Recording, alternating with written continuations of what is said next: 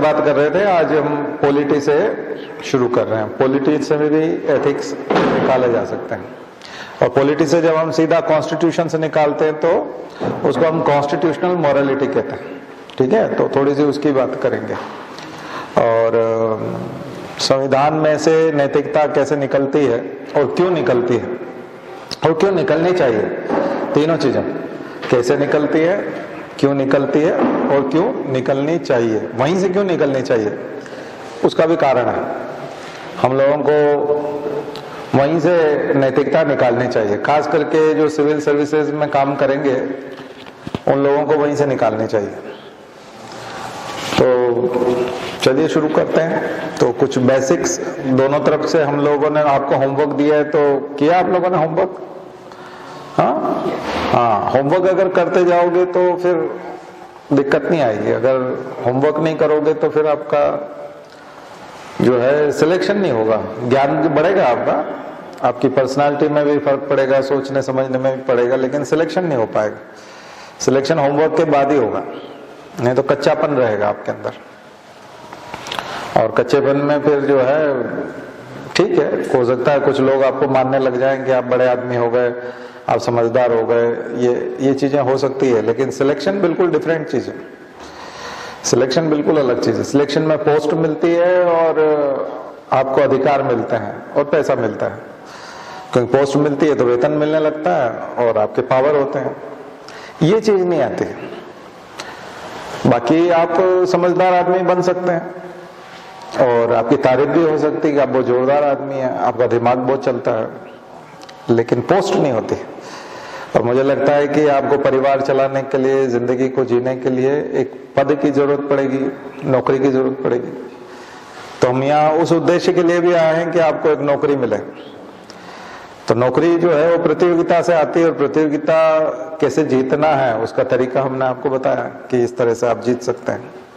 तो हम दोनों चीजें लेके चलेंगे, एथिक्स के पेपर को भी लेके चलेंगे और पॉलिटी के पेपर को भी लेके चलेंगे। पॉलिटी के पेपर में जहां जहां नैतिकता आपको दिखाई पड़ती है, वो नैतिकता इसलिए दिखाई पड़ती है क्योंकि वो स्वतंत्रता संघर्ष की उपज है।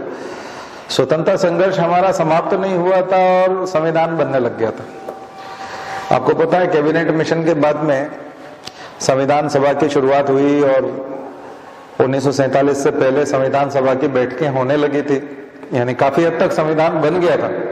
बल्कि हमारा बहुत सारा संविधान का हिस्सा तो 1935 वाला है, जो स्वतंत्रता संघर्ष जब पीक पे था, बिल्कुल एकदम चरम पे था। सविनय अवज्ञा आंदोलन खत्म हुआ था, गोलमेज सम्मेलन चल रहे थे, क्रांतिकारियों के आंदोलन थे, भगत सिंह की फांसी हुई थी। ये वो समय था जब बिल्कुल एकदम पीक पे था। तब हमारे संविधान की बात हुई थी, ये नियम कानूनों की बात चल रही थी। तो हमारे संविधान पर स्वतंत्रता संघर्ष की तो छाया पड़ी है ना।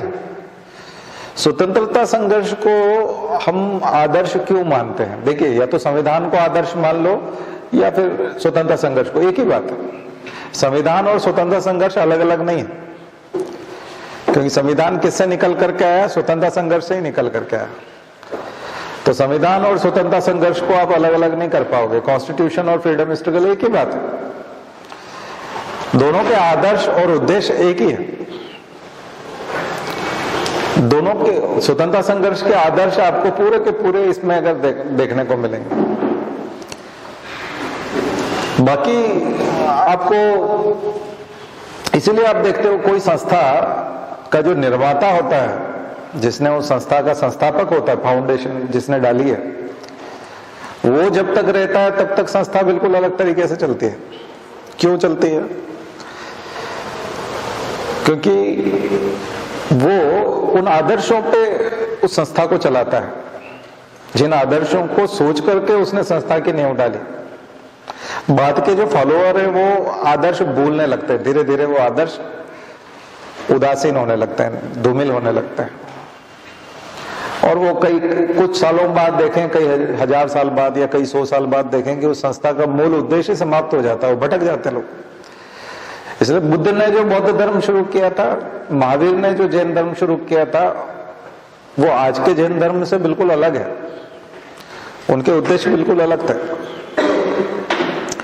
ठीक वैसे ही संविधान जो हमारा बना, वो स्वतंत्रता संघर्ष की ऊर्जा पे बना था। स्वतंत्र संघर्ष की ऊर्जा से हमारा संविधान बना था। इसलिए यदि भारत में यदि कुछ होना चाहिए आदर्श के रूप में, तो वो संविधान के रूप में होना चाहिए, संविधान के अनुसार होना चाहिए। ठीक है, हम जब आजाद हुए तब इसको हिंदू राष्ट्र घोषित करके गीता, महाभारत और राम, जैसे मुसलमान कहते हैं कि हम धार्मिक ग्रंथों के आधार पर हमारा संचालन करेंगे। जैसे अफगानिस्तान में आपने देखा कि जो तालिबान आया तो उन्होंने कहा हम शरिया के हिसाब से इसको चलाएंगे। किसको? अफगानिस्तान को। यानी हमारी जो धार्मिक किताब है, मोहम्मद साहब जो बोल गए हमको, हम ओरिजिनल इस्लाम लागू करेंगे और उन किताबों पे चलाएंगे, धार्मिक किताबों पे। अब अफगानिस्तान का संविधान हमको लोकतंत्र के हिसाब से लोगों से पूछने की जरूरत नहीं है। हमारे धर्म में लिखा हुआ है कि क्या व्यवहार होना चाहिए, कैसे करना चाहिए, कानून किस प्रकार का होना चाहिए, हम उसी प्रकार का कानून यहाँ चलाएंगे। तो हम लोग भी तय कर सकते थे 1947 में। 1947 में जब हम आजाद हुए तो हम तय कर सकते थे कि हम भारत चूंकि एक हिंदू राष्ट्र रहेगा और हमारे पास धार्मिक किताबें हैं और हमको ये अलग से एक संविधान बनाने की आवश्यकता नहीं, हम इन किताबों के हिसाब से चलाएंगे, तो उससे काम चल सकता था। लेकिन हमने ऐसा नहीं किया। हम लोगों ने क्या बनाया? हम लोगों ने एक संविधान बनाया, भारत को एक डाइवर्स सोसाइटी, हिंदू राष्ट्र भी घोषित नहीं किया, बल्कि इसको एक तरह का धर्मनिरपेक्ष देश माना, और उस आधार पे हमने ये सब चीजें की। तो पहले मैं आपको बेसिक बता दिया मैंने आपको संविधान का, कि नैतिकता का प्रादुर्भाव कहां से हुआ? स्वतंत्रता संघर्ष से हुआ। संविधान में जितनी भी नैतिकता आपको दिखाई पड़ती है वो उस समय के संविधान सभा में भाग लेने वाले लोगों के दिमाग में, उनके जीवन में वो नैतिकता थी, तभी तो उन्होंने लिखा है ना। उन्होंने जो कुछ भी लिखा है संविधान में वो तभी लिखा क्योंकि वो उनकी जिंदगी में था। वो जिंदगी को इस नजरिए से देखते थे, समाज को इस नजरिए से देखते थे, इस वजह से उन्होंने संविधान सभा में, संविधान में ये सब चीजें लिखी। इसलिए आप पहला मूल करते हुए पढ़ते हो तो लिखते ना कि संविधान के स्वतंत्रता संघर्ष के आदर्शों को हृदय में संजोए रखें, उन आदर्शों को हृदय में संजोए रखें। ये बात क्यों लिखते हैं? तो बहुत सारी चीजें ऐसी हैं जो कानून से नहीं समझाई जा सकती, भावनाओं से समझाई जा सकती, कि वाकई में उसके पीछे भावना कौन सी काम कर रही है। अब जैसे मांसाहार है, मांसाहार को भावनाओं से आप नहीं समझा सकते, इस तरह से नहीं समझा सकते। कानूनन तो मांसाहार गलत नहीं है, कोई भी मांसाहार कर सकता है ना। सभी धर्म वाले मांसाहार करते हैं, हिंदू भी बहुत मांसाहार करते हैं, लेकिन कॉन्स्टिट्यूशन में मूल कर्तव्यों में जाओगे तो वहां वो लिखते हैं प्राणी मात्र के प्रति दया भाव रखें। तो प्राणी मात्र के प्रति दया भाव है तो यही है, हम लोग आ रहे हैं उसमें, उसी पे आ रहे हैं, एथिक्स पे ही आ रहे हैं। तो प्राणी मात्र के प्रति दया भाव रखें हैं, कॉन्स्टिट्यूशन में लिखा है, और 48A लिख रहा है पर्यावरण संरक्षण करेंगे और एक तरह से वन्य जीवों का और जीवों का संरक्षण करेंगे। तो उस सिद्धांत के हिसाब से तो बहुत सारी चीजें लीगल है बट नॉट एथिकल। लीगल होना उसका मतलब ये नहीं है कि वो एथिकल है। होमोसेक्सुअलिटी को आर्टिकल सेक्शन 377 को आईपीसी के खत्म कर दिया सुप्रीम कोर्ट ने। तब होमोसेक्सुअलिटी जो एलजीबीटी है वो तो अब ट्रांसजेंडर आपस में सेक्स करना चाहते हैं, गे हैं, लेस्बियन हैं, होमोसेक्सुअल हैं, जितने भी, ये सारे एक तरह से लीगल है, या यूं कहें कि इलीगल नहीं है। लीगल शब्द कहना तो मैं ठीक नहीं मानूंगा, नहीं तो वो कई सारे जो न्यायपालिका वाले हैं वो चौंक जाएंगे कि हमने उसको लीगल नहीं कहा कभी, लेकिन आपने उसको इलीगल भी नहीं माना। यानी जेल तो नहीं हो सकती ना किसी को, उस आधार पर पुलिस पकड़ नहीं सकती, जेल में नहीं डाल सकती, लेकिन वो लीगल होते हुए भी देखा जाए तो अनएथिकल है। अनैतिक तो समाज मानता है ना उसको। तो अभी हम लोग उसी की थोड़ी सी चर्चा करेंगे। और उसको कॉन्स्टिट्यूशन से जोड़ करके देखेंगे। ठीक है, तो हम लोग पहले अब थोड़ा सा इधर आए जरा, अब हम नीति शास्त्र में आते हैं। एथिक्स में जब हम पढ़ते हैं किसी चीज को, तो एथिक्स में ये चीज इंपॉर्टेंट होती है कि आखिर इन सब शब्दों का या इन सब सिद्धांतों का जन्म कहां से हुआ। तो हम बिल्कुल ओरिजिन से चलेंगे और ओरिजिन में जाकर के देखेंगे तो सबसे बेसिक वर्ड मिलेगा आपको बिलीव्स, विश्वास हमारे। ये सारी चीजें कहां से आई? बिलीव्स। इसलिए आप एलएलबी फर्स्ट ईयर का कोर्स देखोगे, एलएलबी फर्स्ट ईयर का सिलेबस देखोगे तो बोलेगा कि भारतीय कानून की उत्पत्ति कहां से हुई, भारत का कानून कहां से आया, ये हिंदू लॉ कहां से आया, ये कानून आया कहां से। तो बोलेंगे कि ये श्रुतियों और स्मृतियों से आया। किन से आया? श्रुतियों और स्मृतियों से आया। श्रुतियां वे जो सुनी गई, स्मृतियां वे जो याद रखी गई, उनसे इन कानूनों का जन्म हुआ है। तो हमारे यहाँ जिस एथिक्स को, फोर्थ पेपर को हम लोग पढ़ने जा रहे हैं, उसका जन्म हुआ कहां से? विश्वासों से, बिलीव्स। हमारे जो बिलीव्स हैं, बिलीव्स के दो पार्ट हैं, एक कोर बिलीव्स एंड एक पेरिफेरल बिलीव्स। एक बिल्कुल कोर बिलीव्स है, कोर एरिया, जो बिल्कुल हार्डकोर बिलीव्स हैं, जो थोड़े ठीक माने जाते हैं, जैसे कि सदा सच बोलना चाहिए, दया भाव रखना चाहिए, कॉम्पैशन, ऑनेस्टी, ट्रूथफुलनेस। उसी से हम राइटनेस और रॉन्गनेस तय करते हैं कि ये अच्छी चीज है, ये गलत चीज है। तो कुछ ऐसे बिलीव्स हैं जो धर्मशास्त्रों से हो सकते हैं, कथाओं से हो सकते हैं, कीर्तन से हो सकते हैं, भजन से हो सकते हैं, कथाओं से हो सकते हैं। हमारे घरों में फोकलोर जो है, जो हम लोगों को पूर्वज सुनाते हैं, बूढ़े लोग जो हमको कहानियां सुनाते हैं, उसमें से हो सकते हैं। नैतिक शिक्षा कहीं से भी आ सकती है। तो वो जो बिलीव्स हैं, जो बिल्कुल एकदम कोर बिलीव्स हैं, वो आगे जाकर के जब हम उन बिलीव्स का विकास करेंगे, तो ये बिलीव्स जो है, ये फिर मोरल्स में बदलेंगे। किस में बदलेंगे? एक तरह के मोरल्स में बदलेंगे। ठीक है ना? एथिक्स का विकास, इसका बता रहा हूं मैं आपको, विचारों का विकास कैसे होता है। तो ये विचार जब मजबूत बन जाते हैं तो ये उसमें नहीं, वैल्यूज में बदलेंगे। किस में बदलेंगे? वैल्यूज में बदलेंगे। किस प्रकार की चीजें? जो कोर लेवल के बिलीव्स थे, उनको हम कहेंगे कि ये वैल्यूज हैं। सोशल वैल्यूज कई बार हम लोग बोलते हैं कि समाज में इनको वैल्यूज कहा जाता है। अब लोग बोलते हैं ना कई बार कि इस बार अब वैल्यूज बहुत गिर गई हैं, अब समाज में वो वैल्यूज नहीं बची हैं, वैल्यूज की आजकल कोई कद्र नहीं है। उनको हम लोग फिर वैल्यूज कहते हैं। और ये वैल्यूज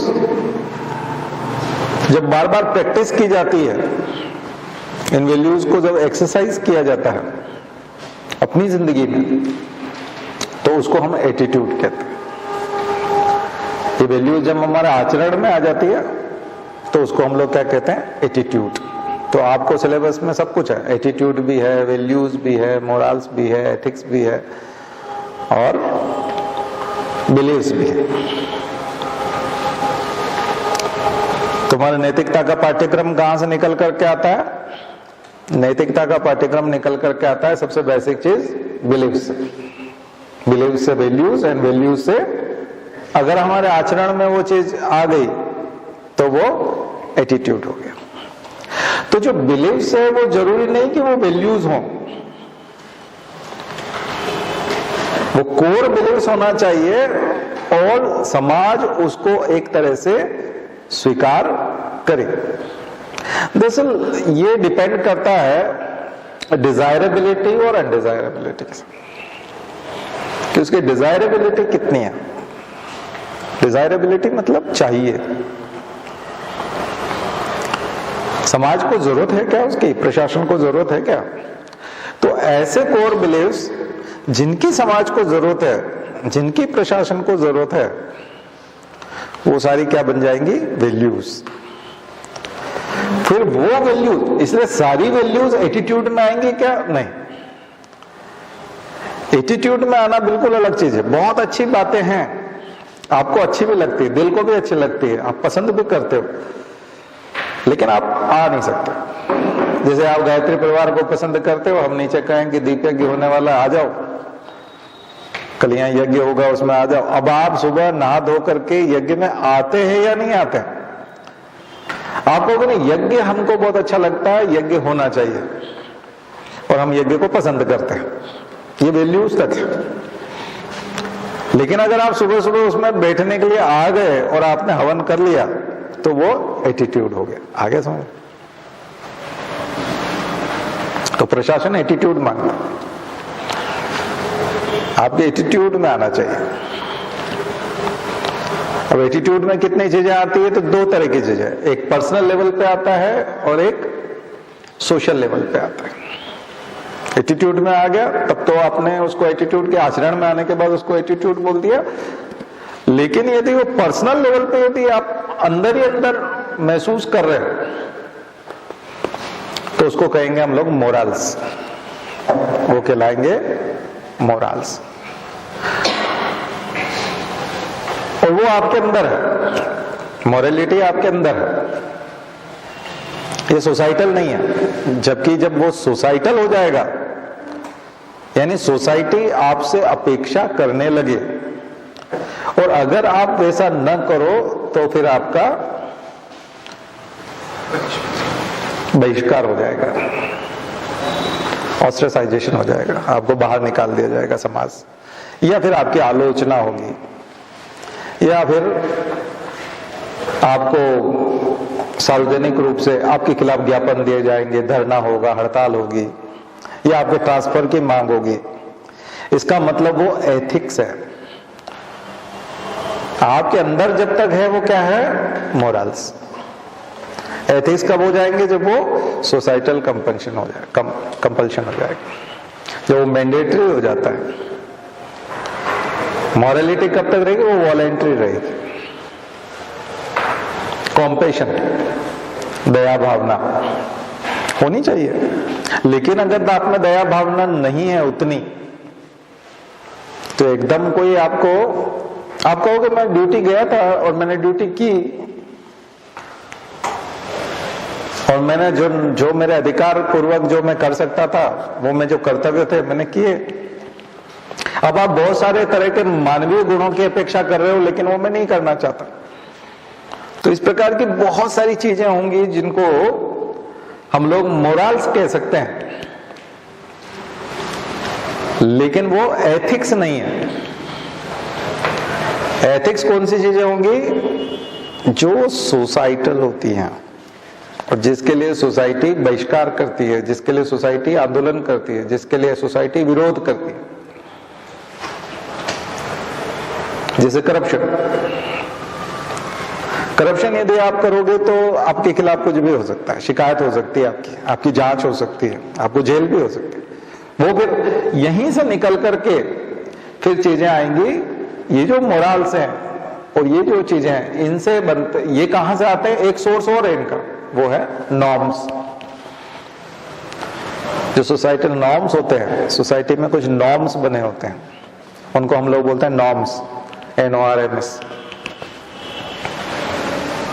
ये नॉर्म्स कहां से आते हैं? बस सोसाइटी में है,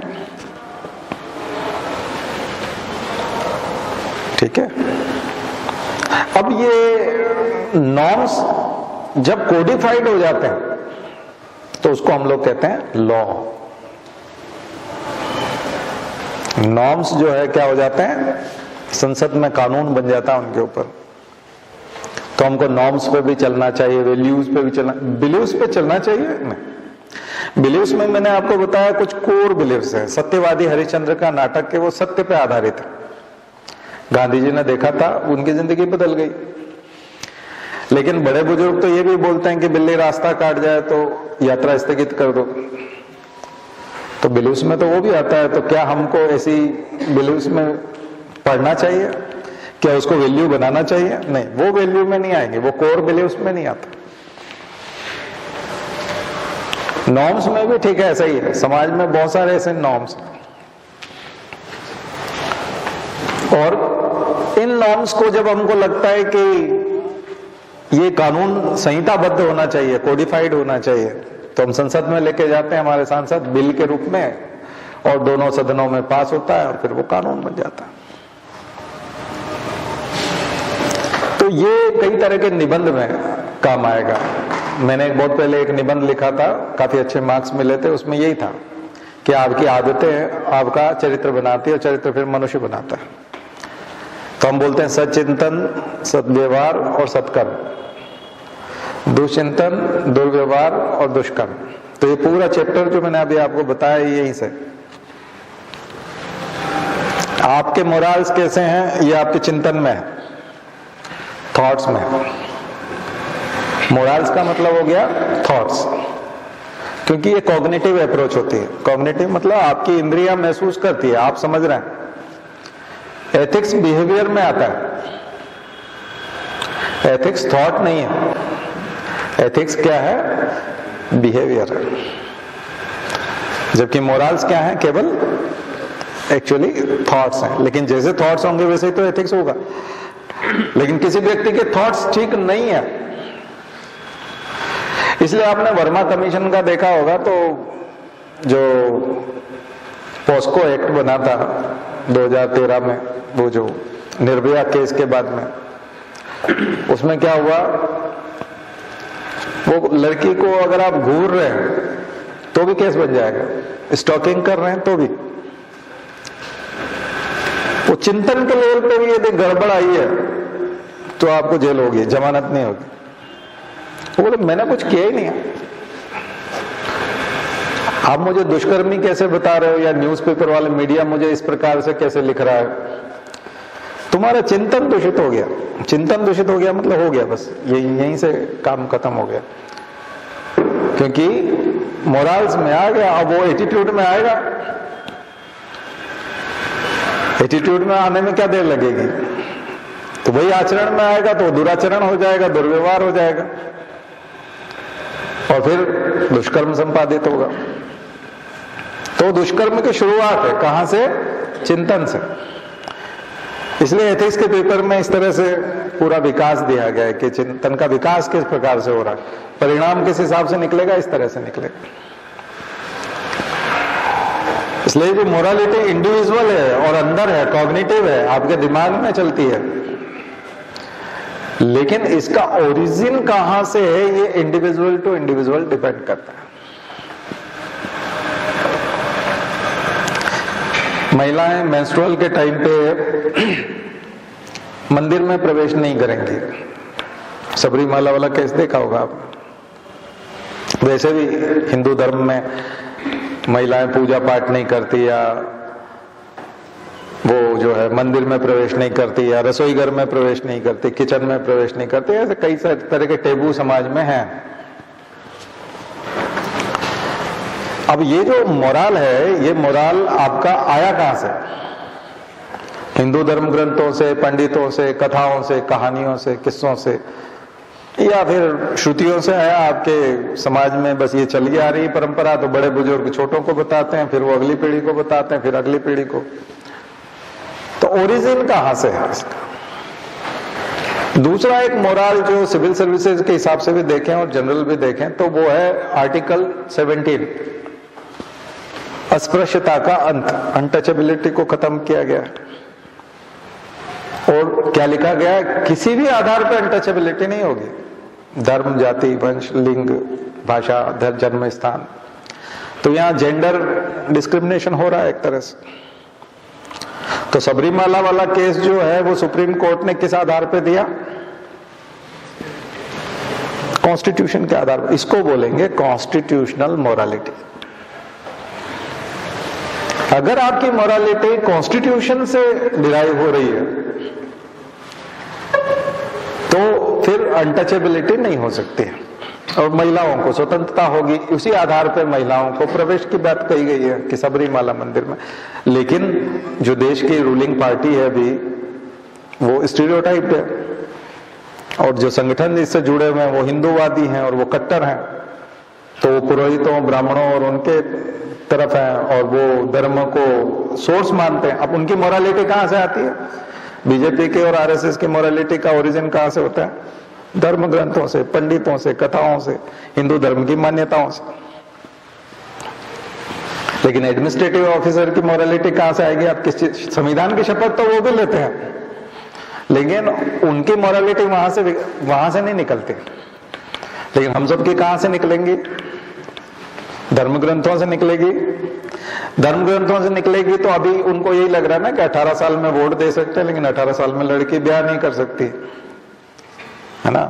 तो फिर लड़के की आपने 21 साल रखी है तो उसकी भी 21 साल कर दो। चलो उसके कुछ और तो परिणाम अच्छे होंगे, खैर अलग मसला है, वो कोई बात नहीं। लेकिन यहाँ उद्देश्य ये है कि 18 साल की लड़की भाग जाती है और वो मुसलमान के साथ भाग जाती है, और वो क्या बोलते हैं उसको, लव जिहाद हो जाता है। अब वो 21 साल की हो जाएगी तो 3 साल उसको समझदारी का मौका मिलेगा। 3 साल में हो सकता है कि वो नकार दे, है ना? इन 3 सालों में बहुत कुछ हो भी सकता है, नहीं? हाँ, रिजल्ट भी आ सकते हैं उसके, ठीक है। पर यहाँ पर जो है वो मोरालिटी जो है वो पर ठीक है, ये भी एक डिस्क्रिमिनेशन ही है। उसको 21 साल तक का मौका मिलता है पढ़ने का और इसको 18 साल तक का ही मिलता है, तो ये तो भेदभाव है, तो ये तो डिस्क्रिमिनेशन ही कहा जाएगा। महिलाओं को 18 साल तक का ही समय क्यों मिलेगा? उसको भी बिना शादी किए 21 साल तक रहने दो, दोनों बराबर हो गए। तो हम तो ये बोला नर और नारी एक समान, तो एक समान हो गए, ये तो बहुत अच्छी बात है। लेकिन यहाँ उद्देश्य क्या है? पीछे लव जिहाद को रोकना एक तरह से, क्योंकि उन 3 सालों में हमको और मौका मिल जाएगा। तो 18 बहुत नाजुक उम्र होती है, 12th क्लास में होती है, वो एकदम से चक्कर में आ जाती है। अब वो कॉलेज पढ़ लेगी, ग्रेजुएट हो जाएगी, तो थोड़ी समझदारी बढ़ जाएगी। तो मुझे लगता है लव जिहाद का आंकड़ा तो नीचे जाएगा अगर ये होता है तो। जहां देश भर में अगर 1 लाख होता था तो वो 10-15 हजार कुछ रह जाएगा, 85% कम हो जाएगा डेफिनेटली। और फर्क तो पड़ता है, 3 सालों में बहुत फर्क पड़ता है, क्योंकि 12वीं में जो लगता है कि ये प्रेम है, ये है, बाद में लगता है बकवास है। 3 साल बाद समझ में आ जाती। 3 साल तक उसकी खबरें भी बहुत सारी आ जाती ना, फिर सामने वाले की एक दूसरे की खबरें पहुंच जाती है, तो फिर मोह भंग भी हो जाता है ना? तो वो थोड़ा फर्क तो पड़ता ही है, तभी तो ब्रेकअप होता है। तो इसमें ब्रेकअप नहीं होगा, उसमें मिलाप ही नहीं होने दे रहे, तो ब्रेकअप का सवाल ही नहीं उठता।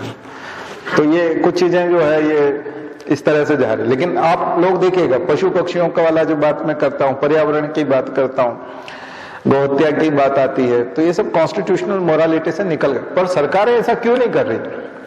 स्लॉटर हाउसेस बंद क्यों नहीं करा देते फिर कॉन्स्टिट्यूशनल मोरालिटी से? आप अभी लड़कियों की उम्र 18 से 21 करने से बजाय, तो मुझे लगता है कि गौशाला जो है वो जो बनाते हो आप, वो ज्यादा महत्वपूर्ण विषय है। गौहत्या को बंद करो ना। स्लॉटर हाउसेस धड़ल्ले से चल रहे हैं, बल्कि हम पिंक रिवॉल्यूशन कर रहे हैं, गुलाबी क्रांति हो गई, वो तो कॉन्स्टिट्यूशनल मोरालिटी का ही पार्ट है। और भी बहुत सारी चीजें हैं, पूरा कॉन्स्टिट्यूशन पढ़ोगे तो उसमें मोरल्स भरे पड़े। तो ये उस पर डिपेंड करता है कि आप ये हासिल कहां से करते हो, इन आदर्शों को, इन सिद्धांतों को अपनी जिंदगी में आप कहां से प्राप्त करते हो? धर्म ग्रंथों से करते हो, परिवार से करते हो, या फिर कॉन्स्टिट्यूशन से करते हो? तो अभी चूंकि हम लोग कॉन्स्टिट्यूशन पढ़ रहे हैं, पॉलिटी पढ़ रहे हैं, तो हम लोग सबसे ज्यादा फोकस करेंगे कॉन्स्टिट्यूशनल मोरालिटी पर मैंने आपको थोड़ा सा बेसिक एथिक्स वाले पेपर का बता दिया। अब आपको कई तरह के अंतर लिखना पड़ेंगे। एथिक्स और मोरल्स में अंतर लिखिए, एथिक्स और लॉ में अंतर लिखिए, एथिक्स और नॉर्म्स में अंतर लिखिए, नॉर्म्स और मोरल्स में अंतर लिखिए, या बिलीव्स और मोरल्स में अंतर लिखिए, बिलीव्स और वैल्यूज में अंतर लिखिए, वैल्यूज और एथिक्स में अंतर लिखिए, वैल्यूज क्या होती है और एथिक्स क्या होते हैं। तो मोरल्स में एक चीज ऐसा है कि एक उदाहरण है कि अगर एक बच्चा है और भूखा है और वो रोटी चुरा लेता है, या रोटी का ब्रेड का टुकड़ा चुरा लेता है, तो अब ये देखा जाए तो लीगल तो नहीं है, लेकिन एथिकल तो है। नैतिक रूप से उसने कुछ भी गलत नहीं किया। ये डिपेंड करता है कि, लेकिन नैतिक रूप में भी दो स्कूल हैं, एक रॉबिनहुड स्कूल है, एक Gandhian philosophy. Gandhian thought of school जो है, अगर आप देखोगे तो वो बोलता है कि मीन्स भी प्योर होने चाहिए, उसकी सैंक्टिटी भी मांगता है। वो एंड्स की बात नहीं करता, मीन्स की भी बात करता है। साधन भी पवित्र होना चाहिए, चाहे आपका उद्देश्य पवित्र हो। रॉबिनहुड स्कूल क्या कहता है? रॉबिनहुड बोलता है कि एंड जो है वो पर्पस सॉल्व होना चाहिए आपका, उद्देश्य सही है ना आपका, बस ठीक है, जो भी कर रहे हो सही कर रहे हो। फिर कितने ही सवाल आते हैं यूपीएससी के, अगर आप एथिक्स वाला पेपर देखो तो 3-4 प्रश्न इसी टाइप के आते हैं कि आप कलेक्टर हो और आप भलाई कर रहे हो, गरीबों में बांट रहे हो, तो आप किसी को रिश्वत लो किसी से जम के करोड़ों की, और गरीबों का भला कर दो, झुग्गी में जाके बांट दो उनको 1-1 लाख रुपया, और किसी से 100 करोड़ की रिश्वत ले लो, तो क्या ये उचित है? गांधी के हिसाब से ये ठीक नहीं है। इसलिए जो एथिक्स का पेपर है ना, वो इंडिविजुअल पे बहुत डिपेंड करता है कि ये जो मोरल है आपका अंदर की, आपकी अंतरात्मा जो गवाह दे रही है, ये जो कॉग्निटिव आप जो अपनी अप्रोच लगा रहे हैं कि मुझे ऐसा करना चाहिए, दरअसल आप कौन से स्कूल को फॉलो करते हैं? इसलिए हमारा कॉन्स्टिट्यूशन किसको करता है? गांधीयन फिलोसॉफी को करता है, रॉबिनहुड फिलोसॉफी को नहीं करता। इसलिए उसने पूंजीवाद और कम्युनिज्म या माओइज्म से उसने क्या लिया? समाजवाद, सोशलिज्म लिया बीच का, ना तो कैपिटलिज्म लिया ना ही उन्होंने कम्युनिज्म लिया। हम साम्यवाद की तरफ भी नहीं गए, और कट्टर साम्यवाद जिसको माओवाद कहते हैं वो तो नक्सलवाद है, वो तो पूरा रॉबिनहुड के उस पैटर्न पे काम करता है, तो हम उसकी बात भी नहीं करते। हम किसकी बात करते हैं? समाजवाद की बात करते हैं, गांधी के सर्वोदयवाद की बात करते हैं, और दीनदयाल उपाध्याय के अंत्योदय की बात करते हैं कि हम अंतिम आदमी के उदय की बात करेंगे। गांधी कहता है सबका उदय होना चाहिए, दीनदयाल उपाध्याय बोलते हैं अंतिम आदमी का उदय होना चाहिए, और समाजवाद कहता है कि इगैलिटेरियन सोसाइटी होनी चाहिए, समता मूलक समाज होना चाहिए। आगे समझ। तो हमारी पॉलिटी में जो लोक कल्याणकारी वाला सिद्धांत है वो आया कहां से, कैसे निकल करके आया? इसलिए बीजेपी और आरएसएस में भी थोड़ा सा यहाँ मतभेद हो जाता है ना। मैंने बताया कि वो लोक कल्याण को उतना प्रिफर नहीं करते, जबकि दीनदयाल उपाध्याय जो बीजेपी के विचार पुरुष कहे जाते हैं वो तो सीधा सीधा बोलते हैं अंतिम आदमी का उदय होना चाहिए। वो तो गांधी से भी बढ़ के हैं। गांधी तो बोलते नहीं अमीर का भी होना चाहिए, गरीब का हो जाए। बोले अमीर को छोड़ो, लास्ट में जो खड़ा है बिल्कुल गरीब, पंक्ति में जो अंतिम आदमी है उसकी बात करो। हम तो उसका कुछ हो गया तो फिर सबका हो गया मान के चलो। उस हिसाब से तो मनरेगा बहुत अच्छी चीज है, ठीक है। तो इसका मतलब दीनदयाल उपाध्याय का काम किसने किया? मनमोहन सिंह ने। दीनदयाल उपाध्याय के सिद्धांत पे कौन चला? Right to information, right to food, right to education, right to employment. ये किसने दिया?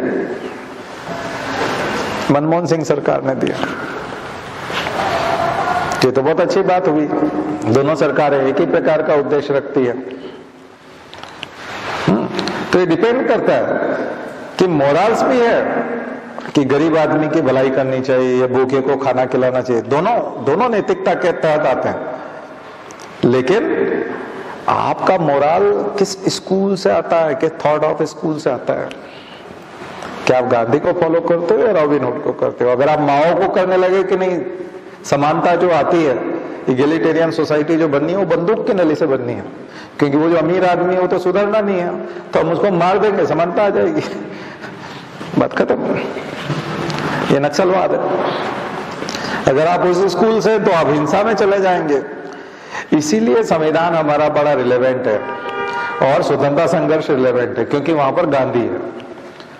वो नॉन वायलेंस की बात करता है, ट्रूथफुलनेस की बात करता है, सत्याग्रह की बात करता है। आपको अपनी बात मनवानी है तो किसानों की तरह, चाहे ठंड हो, चाहे बारिश हो, गर्मी हो, अपने आप को कष्ट पहुंचाओ और बात मनवाओ, हमला मत करो,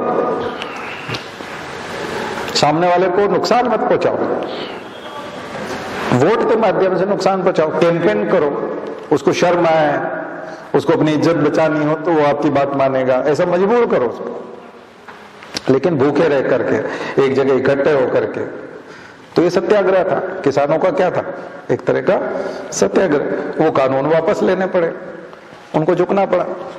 तो ये तो रोलेट एक्ट सत्याग्रह, असहयोग सत्याग्रह, सविनय अवज्ञा सत्याग्रह के जैसा सत्याग्रह हो गया, नमक सत्याग्रह जैसा हो गया।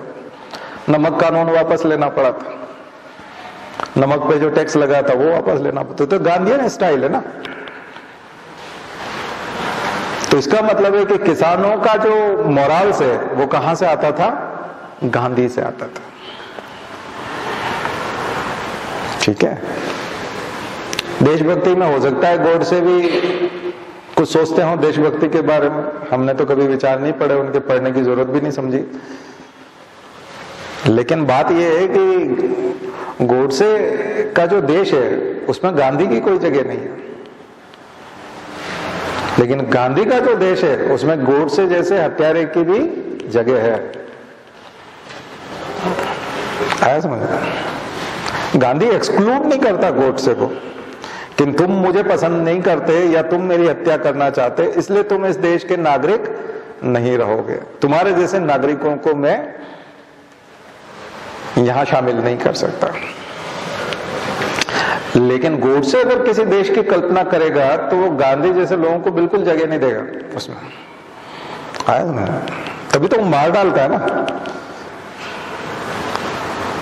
तभी तो वो दुनिया में जगह नहीं है गॉडसे के हिसाब से। तो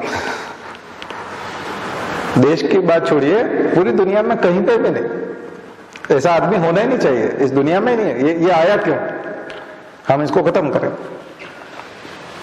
इसलिए दोनों की विचारधारा में बहुत फर्क है। हो सकता है दोनों देश से प्यार करते हो, दोनों भलाई करना चाहते हो, मैंने अभी आपको उदाहरण बताया। इसलिए केवल भलाई करने से नहीं होगा, नैतिकता को बहुत गहरे से समझना पड़ेगा आपको। इसलिए जब सोसाइटल एक्सेप्टेंस आता है, समाज जिस नैतिकता की बात करता है वो कैसी होनी चाहिए, सर्वमान्य होनी चाहिए, सर्वकालिक होनी चाहिए, सार्वभौम होनी चाहिए, और वो पवित्र होनी चाहिए। और वो डिपेंड करता है कि आपने अपने नॉर्म्स के लिए, अपनी वैल्यूज के लिए, अपने मोरल्स के लिए कौन सा स्कूल चुन रखा है। तो सबसे बेस्ट है कि सिविल सर्वेंट्स जो है अपने मोरल्स के लिए सोर्स ऑफ इंस्पिरेशन किसको माने, कॉन्स्टिट्यूशन को। आपको जहां कहीं दुविधा है कॉन्स्टिट्यूशन को देख लो, कॉन्स्टिट्यूशन क्या कहता है। तो अभी मैंने आपको बताया सबरीमाला वाले मसले में महिलाओं को मंदिर में जाना चाहिए या नहीं जाना चाहिए, कई महिलाएं बोल देंगी, वो सपोर्ट करेंगे कि हाँ हमको मंदिर में नहीं जाना चाहिए। बड़ी बुजुर्ग बहुत सारी महिलाएं जो थोड़ी सी उग्र होंगी, यंग होंगी महिलाएं, और वो कहेंगी नहीं नहीं ये सब। तो बुजुर्ग महिलाएं, सीनियर जो होंगी, वरिष्ठ महिलाएं, वो समझा देंगे कि नहीं बेटा ऐसा नहीं करते, हम महिलाओं को ऐसा नहीं करना चाहिए। कई सारी मूवीज आपने देखी होगी जिसमें महिलाएं खुद जो है महिला की दुश्मन होती है कई मामलों में, खास करके स्वतंत्रता के मामले में। जब नारी स्वतंत्रता की बात आती है, विमेन एम्पावरमेंट की बात आती है, तो बोले तुमको पता नहीं है, तुम सरपंच बनने की जिद मत करो, तुम चुनाव लड़ने की जिद मत करो, तुम इतना आगे पढ़ने की जिद मत करो, हम भी तो नहीं पढ़े, देखो फिर भी हम जिंदा है कि नहीं है ना। जब वो अपनी चॉइस रखती है, जब वो अपनी इच्छा रखती है, तो कॉन्स्टिट्यूशन में तो स्वतंत्रता का अधिकार है, समानता का अधिकार है, मौलिक अधिकार पढ़िए ना, मौलिक अधिकारों में कितने तरह के अधिकार हैं, पर समाज में इतने अधिकार संभव है क्या, मिलते हैं क्या इतने अधिकार? क्यों नहीं मिलते? क्योंकि हमारी मोरालिटी वहां से आती नहीं है, हम वहां से मोरालिटी को लेते ही नहीं है, हमारी मोरालिटी बाहर से आती है। इसको बोलते हैं सोशलाइजेशन, समाजीकरण। हमारा समाजीकरण जिस तरीके से हुआ है, जिस तरह से हम बड़े हुए हैं, वहां से हमारी मोरालिटी आती है, वहां से एथिक्स तैयार होते हैं। इसलिए एथिक्स के पेपर में लिखते समय ना पकड़ा जाएगा आदमी, उसको लगेगा मैं भलाई की चीज लिख रहा हूँ, उसको लगेगा मैं लोक कल्याण की बात कर रहा हूँ, उसको लगेगा मैं कॉम्पैशन की, दया की बात कर रहा हूँ, उसको लगेगा मैं ऑनेस्टी की बात कर रहा हूँ, उसको लगेगा मैं ट्रूथफुलनेस की बात कर रहा हूँ। मेरे को तो सब पता है क्या गलत है क्या सही है, सब कुछ जानता हूं मैं तो। और मैं तो सही सही बातों को फेवर करते करते धनाधन लिखते जाऊं। नहीं, आप पकड़ा जाओगे, कई जगह पे पकड़ा जाओगे। इसलिए कोई आदमी बोलता है कि मैं बहुत ऑनेस्ट हूं, तुम जानते नहीं हो मुझे, मैं बहुत ईमानदार ऑफिसर हूं, वो गया काम से। एथिक्स के पेपर में गलत है। ईमानदार होने का अहंकार करना भी गलत है। जोर जोर से चिल्ला करके बोलना या जताना कि मैं ईमानदार हूं, मैं ऑनेस्ट हूं, एथिक्स के पेपर के हिसाब से गलत है। तो अष्टावक्र और उसकी जो कहानी है उसमें उपनिषद में है, तो उसमें क्या आता है ना, वो बोलता है ना कि मैं बहुत ज्ञानी हूं। किससे बहस करता है अष्टावक्र? दंडी। हाँ, दंडी नहीं, दूसरा नाम था आचार्य नहीं, हाँ, दंडी जैसा ही नाम है, थोड़ा दंडी नहीं, नाम गड़बड़ कर दिया तुमने। दश वो तो दंडी तो उपनिषद गंगा। हाँ, उपनिषद गंगा नहीं, अरे वही नहीं, आपको गलत रट गया वो, मैं समझ रहा हूँ। नहीं, वो सही आपको सही लगेगा अभी, जब मैं नाम बताऊंगा तो आपको एकदम वो कह लगे अरे हाँ सर ऐसा। बताओ हेल्प करो। अरे तुम लोगों ने कुछ देखे नहीं, उपनिषद गंगा नहीं देखे? अरे मुझे याद नहीं आ रहा, इन्होंने दंडी बोल दिया तो मुझे उस समय थोड़ा बताओ जल्दी से, देखो गूगल देखो। मैं सहमत नहीं हो पा रहा हूँ ना दंडी से। दंडी मैं जानता हूँ कि वो दूसरे संस्कृत के राइटर हैं, वहां से आपको याद आ गया। किताब कौन सी लिखी दंडी ने, अब तुमको समझ में आ जाएगा। दंडी की किताब बताओ, दंडी ने नहीं पता? दश कुमार चरितम, यस। बंदी है, बंदी अभी हाँ, तो अब मान गया ना। मुझे मालूम है, जब वो एक बार गलत याद होता है ना तो वो इतना सही लगता है कि वो तो यही तो है साइकोलॉजी, मनोविज्ञान में यही आपको देखना, ठीक है। तो मनुष्य की प्रवृत्ति, इसलिए कभी गुस्सा मत होना कलेक्टर बन के। सामने वाला अगर वो तो अपना आपका सबऑर्डिनेट आ जाएगा ऐसे कोई प्रॉब्लम लेके, अब वो आपको पता होना चाहिए कि ये गलत है, पर वो नहीं मानेगा तो उससे चिढ़ना नहीं, उस पर गुस्सा भी नहीं होना, बड़े प्रेम में बोलना तुम इसको देखो प्लीज, इसको देखो, चेक करो, फिर उसको कहो, फिर थोड़ी देर में आएगा, सॉरी, फिर वो सबको बोलता है आईएएस बड़े शार्प होते हैं। ऐसा लड़बड़ लिए तो फिर दिक्कत आ जाएगी, यूनियन आ जाएगी उसकी, और कर्मचारी संघ आ जाएगा, और हाय कलेक्टर पंगा हो गया। नीति शास्त्र यही है। तो यही एथिक्स वाला पेपर है, तो ये पंगा हो जाता।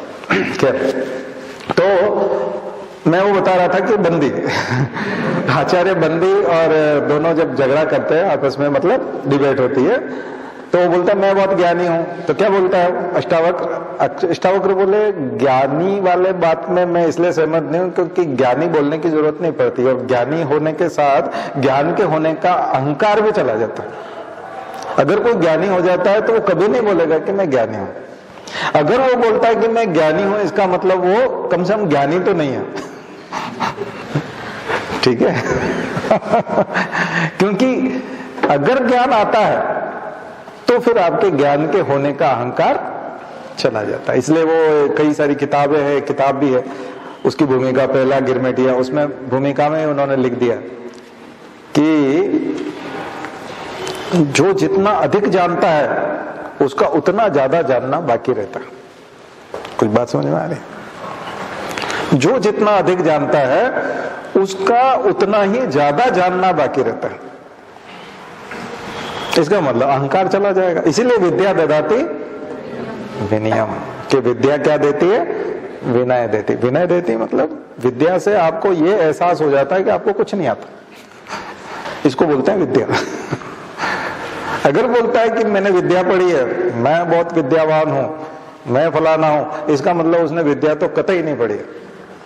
क्योंकि विद्या पढ़ी होती तो बोलता ही नहीं। इसलिए आप सुंदर पिचाई को बोलो, सत्या नडेला को बोलो कि आप सॉफ्टवेयर में कितना कुछ जानते हैं, आप कंप्यूटर के फील्ड में कितना, वो बोलते हैं नथिंग, अभी तो हम शुरू कर रहे हैं ABCD। तो बोले दुनिया की सबसे बड़े बिग टेक में वहां तो तुम लोग पहुंच गए और ये CEO बने हुए अभी कुछ नहीं जानते। वो लोग बोल देंगे नथिंग। और हमारे यहाँ का कोई कंप्यूटर टीचर होगा या डिप्लोमा इंजीनियर वाला होगा, वो नाश्ता करता है, बोले मैं कंप्यूटर बहुत कुछ जानता हूँ, जैसे उसको कुछ पता ही नहीं है। उसको अंदर अंदर जब पता चलता है अच्छा ये होता है, फिर सॉफ्टवेयर में भी कई सारी होती है, फिर लैंग्वेजेस के नाम देखता है, फिर लैंग्वेजेस के आप जाके देखो, हार्डवेयर में देखो, हार्डवेयर में कितनी फैमिलीज हैं, कितना वर्जन आ गए हैं, कितना डेवलपमेंट हुआ है, पीढ़ी जनरेशन देखो ना, कौन से जनरेशन का कंप्यूटर है तो उसके जनरेशन होंगे, रैम के कितने जनरेशन है, पावर सप्लाई के भी जनरेशन है जो पीछे इनके जनरेशन देखो आप, केवल विंडोज के नहीं है, केवल सॉफ्टवेयर के जनरेशन नहीं है, हार्डवेयर में गजब के जनरेशन है। और उसके बाद फिर उनके अंदर भी जनरेशन के अंदर भी जाओगे तो फिर कहोगे कि अच्छा इसके अंदर भी और कुछ होता है, उसमें भी तरह तरह की चीजें, सेमीकंडक्टर चिप के बहुत ज्यादा विस्तार है उसमें। और जब इतना डीप में जानता जाता है तो फिर वो कंफ्यूज हो जाता है कि फिर पढ़ा क्या था, मतलब जानते तो कुछ है नहीं।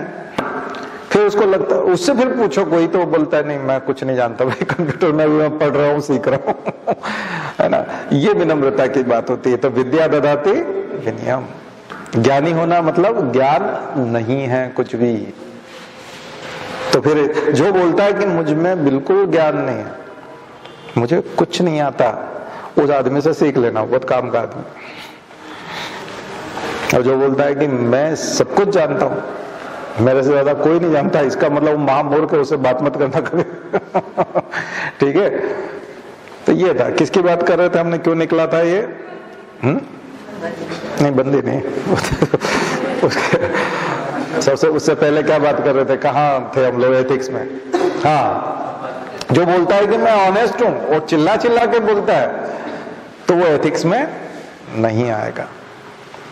इसलिए कई लोग जो है लिखते समय कितना इमोशनल हो जाएंगे, उनको लगता है कि ये तो इंप्रेस हो जाएगा कॉपी चेक करने वाला, तो नहीं होते।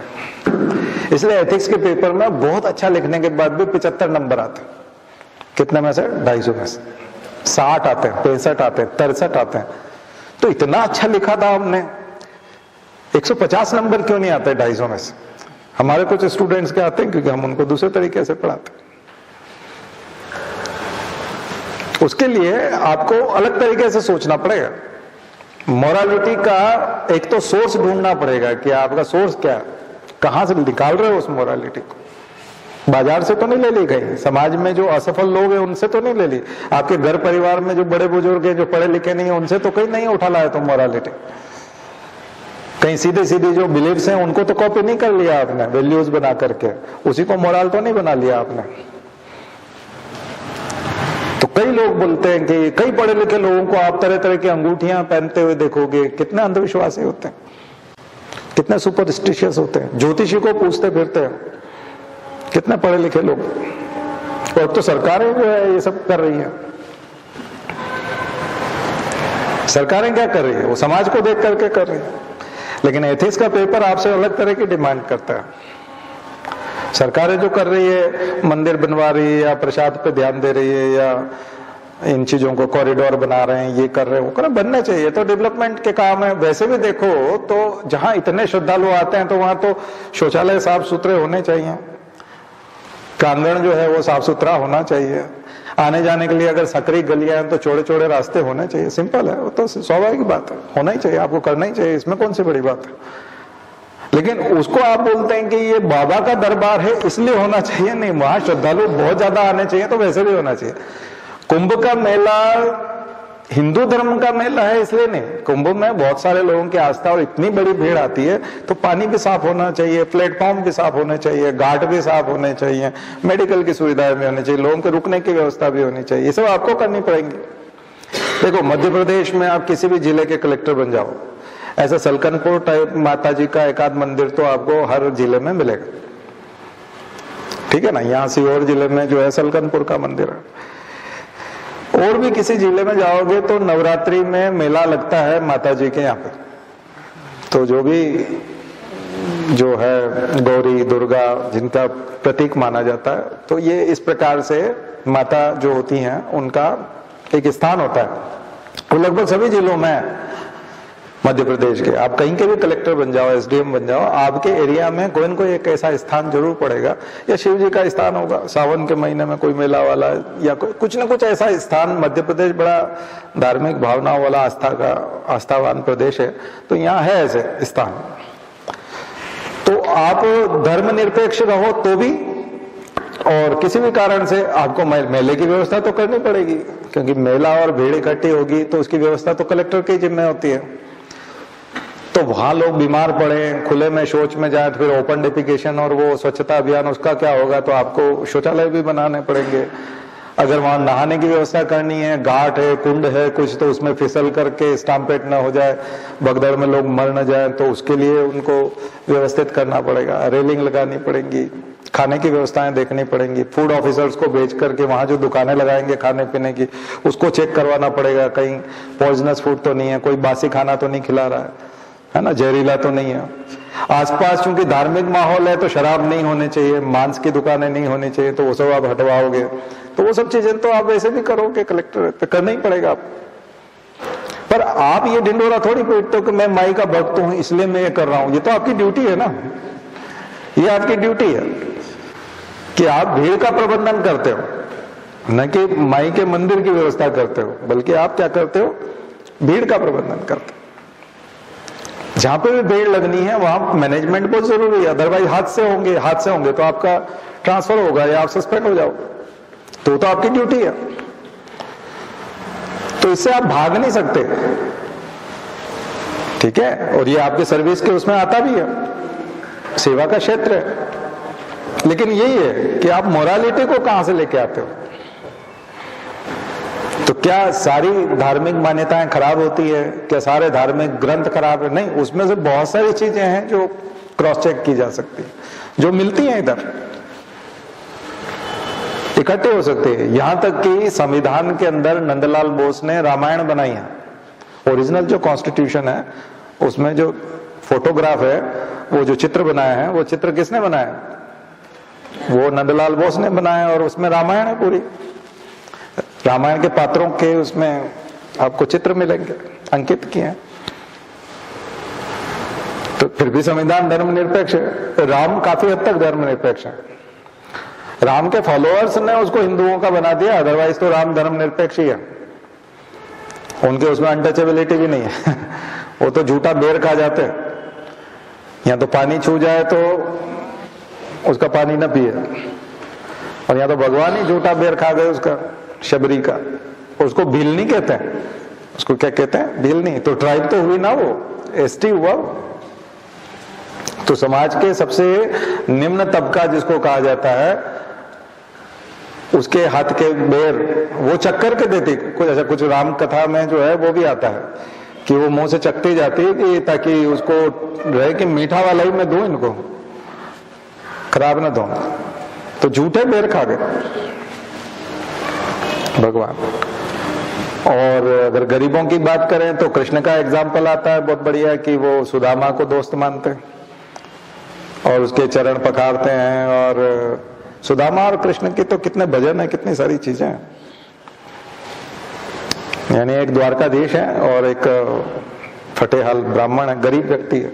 वहां ब्राह्मण की वजह से नहीं करते, हो मित्र की वजह से करते। कई लोग सोचेंगे कि वो ब्राह्मण की वजह से करते हैं, ब्राह्मण नहीं, मित्रता का उदाहरण है वो, और अमीरी गरीबी का उदाहरण। उसको आप ये नहीं कहोगे कि यादव और ब्राह्मण का एग्जाम्पल है, ऐसा कभी भी नहीं आता। दो तरह से आता है उदाहरण। किस तरह से आता है? मित्रता की वजह से आता है, और दूसरा अमीरी और गरीबी, यानी अमीर को गरीब के साथ कैसा रहना चाहिए, उस टाइप की बात होती है, तो बात आती है।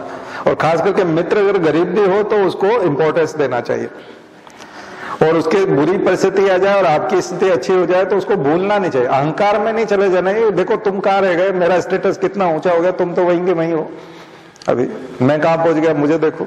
इस प्रकार का अहंकार नहीं आना चाहिए, ये शिक्षा मिलती है उससे। अब कोई व्यक्ति अगर उसके उसी मोरल्स में से अगर कहानी में से कोई शिक्षा निकालना चाहे तो क्या, ब्राह्मण कैसा भी हो, कितना भी गरीब हो, उसके पैर छू करके मतलब पैर धो करके पीना चाहिए। कृष्ण तक ने किया था तो ये करना चाहिए। नहीं, वो ब्राह्मण विषय नहीं है, और खास करके जाति से तो बिल्कुल भी नहीं है। ठीक है, वो डिपेंड करता है कि व्यक्ति जो है उन मोरल्स को किस तरह से निकालता है उन कहानियों से। तो कई लोग अपने स्वार्थ के हिसाब से निकालते हैं, जो उनको सूट करता है उस प्रकार की नैतिकता का विकास कर लेते हैं। वो धर्म ग्रंथों में से भी, कॉन्स्टिट्यूशन में से भी कर लेते ना, सरकारें कर लेती है। नीति निर्देशक तत्वों में साफ साफ लिखा है कॉन्सेंट्रेशन ऑफ वेल्थ नहीं होना चाहिए, लेकिन अडानी और अंबानी की तो बढ़ रही है और बाकी लोगों की घट रही है। तमाम रिपोर्ट बोल रही है। तो इसका फॉलोअप कहाँ है? लेकिन समान नागरिक संहिता के पीछे पड़ेंगे, यूनिफॉर्म सिविल कोड होना चाहिए, क्योंकि वो माइनॉरिटीज को टॉर्चर करता है। एक साथ कर लो ना, सारे डीपीएस पे लागू कर दो ना एक साथ। उनको मैंडेटरी टाइप बना दो, या उनको ऐसा कर दो कि नहीं हम इस पे काम करेंगे। किस पे काम करेंगे? हम बड़े सिलेक्टिव अप्रोच में चलते। इसका मतलब हमारी मॉरलिटी जो है बड़ी सिलेक्टिव है, जबकि क्या होनी चाहिए? प्योर कॉन्स्टिट्यूशनल मॉरलिटी होनी चाहिए। क्यों होनी चाहिए? क्योंकि डाइवर्सिटी है। हम सब अलग अलग धर्म ग्रंथों से आते हैं, हम अलग अलग परिवारों से आते हैं, हम सबका सोशलाइजेशन अलग अलग होता है। तो सोशलाइजेशन की कुछ एजेंसीज हैं जिनसे हमारा सोशलाइजेशन होता है। वो एजेंसीज कौन कौन सी होती हैं? जैसे कि फैमिली, परिवार, स्कूल, हमारे टीचर, उनका प्रभाव हमारे ऊपर पड़ता है। रिलीजन, धर्म का प्रभाव हमारे ऊपर पड़ता है। हमारा सोशलाइजेशन कैसे होता है? इसीलिए ये क्लास बहुत जरूरी। मैं जो क्लास ले रहा हूं ये इसलिए जरूरी है क्योंकि हम सबका सोशलाइजेशन बड़े डिफरेंट तरीके से हुआ है। और अब हम जा रहे हैं सिविल सर्विसेज में, वो है सेक्युलर नेचर की। उसको यूनिवर्सल सेक्युलर नेचर का बनाना पड़ेगा, सोशलिस्ट बनाना पड़ेगा आपको। तो चूंकि हम सब अलग अलग तरीके से परवरिश हुई है, हम सबका सोशलाइजेशन अलग हुआ है, तो हमारी फैमिली का इम्पैक्ट हमारे ऊपर है। हमारे टीचर्स ने हमको जो पढ़ाया है वो हमारे पास है, हमारे दिमाग में है। हमारी एक्स्ट्रा करिकुलर एक्टिविटीज थी, उनका हमारे ऊपर है। हमारी सोसाइटी थी, पीयर ग्रुप्स थे, जो हमारे फ्रेंड्स थे, थोड़े जो कलीग्स रहे हैं, या जो हमारे नजदीकी जो लोग होते हैं, वो रिलेटिव्स, हमारे रिलेटिव्स का असर हमारे ऊपर रहता है। समाज, सोसाइटी, ये सारी एजेंसीज हैं जो हमारा सोशलाइजेशन करती है। तो मैकेनिज्म क्या है सोशलाइजेशन का? फर्स्ट है ऑब्जर्वेशन, लर्निंग। हम सीखते हैं, बच्चे देख करके सीखते हैं, ऑब्जर्व करके सीखते हैं। पढ़ाने से उतना नहीं सीखते, टीचिंग से उतना नहीं सीखते, ऑब्जर्वेशन से सीखते हैं। आप उनको कहोगे ऑनेस्ट रहो, और पिता या माँ दोनों बोलते हैं ऑनेस्ट रहो, बड़ा भाई भी बोलता है ऑनेस्ट रहो, उनमें से कोई एक चोरी करता हुआ दिख जाता है बच्चे को, तो या झूठ बोलता हो या डिसऑनेस्ट उसमें दिख जाती बेईमानी, तो फिर क्या होगा? वो बनेगा ऑनेस्ट? नहीं। कथनी और करनी में अंतर आ जाएगा तो फिर नहीं बनेगा। इसलिए आचरण से सीखते हैं, वो आचरण देखते हैं क्योंकि वो ऑब्जर्व करते हैं। सोशलाइजेशन ऑब्जर्वेशन से सबसे ज्यादा आता है, लर्निंग, सीखता है। तो हमारे घरों में जैसा वातावरण है वैसे हम बन जाएंगे। इसलिए नीचे कोटेशन भी है, जो आदमी जैसा सोचता है करता है वो वैसा ही बन जाता है। चिंतन, चरित्र, व्यवहार और कर्म, वो कर्म में आ जाता है, एटीट्यूड में आ जाता है।